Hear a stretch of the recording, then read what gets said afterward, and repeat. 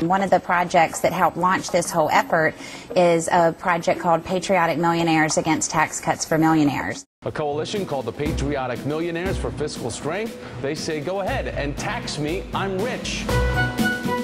The U.S. government's not a charity. It's how we work together to accomplish national aims.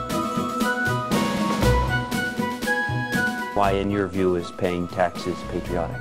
There are things that we want to do as a society. They're not free.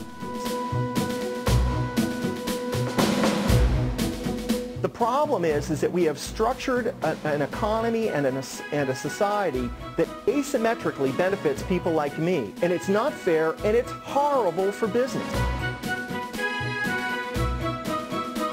Every time I get a tax cut, I get richer. I don't put money back into the economy, I just get richer. I think it's only fair to ask the wealthiest Americans to do their share. So Jeff and his patriotic millionaire friends have come forward and just said, you know what, we all need to dig in a little bit and help our country through this period of time. Why do you want to do this? Well, I don't want to do it, but I think we have to do it.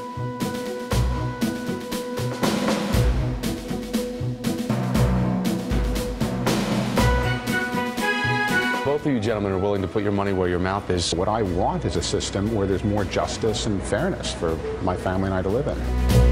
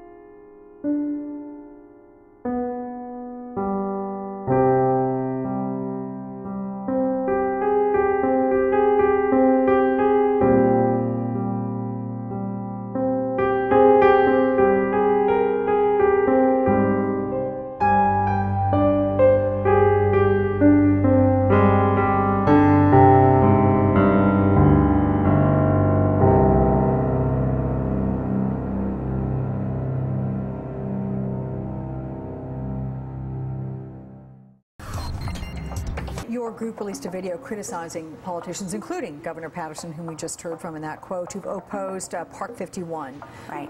Why so? Why do you criticize that? I'm a lifelong Democrat, but I am just appalled. Okay, let me stay with you for a second. It seems to me that people in broadcasting, I've been warned about this, learned about it over the years. You can say something on the air that somebody out there who's mentally unstable will act on. There is not leadership from most politicians right now, and most of them are lacking in any sort of moral architecture that is going to get us to a better place in this country.